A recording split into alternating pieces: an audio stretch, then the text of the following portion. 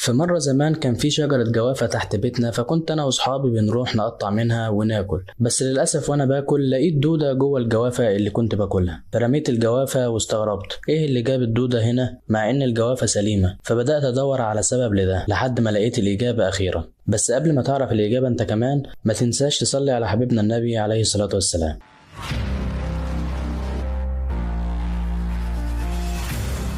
لما تكون بتاكل ويتبقى منك شوية أكل فتسيبهم في علبة مقفولة بره التلاجة أسبوع أو أكتر، وتيجي تفتح العلبة دي تاني فبتلاقي حشرات جوه العلبة. ونفس الكلام ده بيحصل مع الفاكهة. فبعد بحث كتير لقيت أكتر من رد.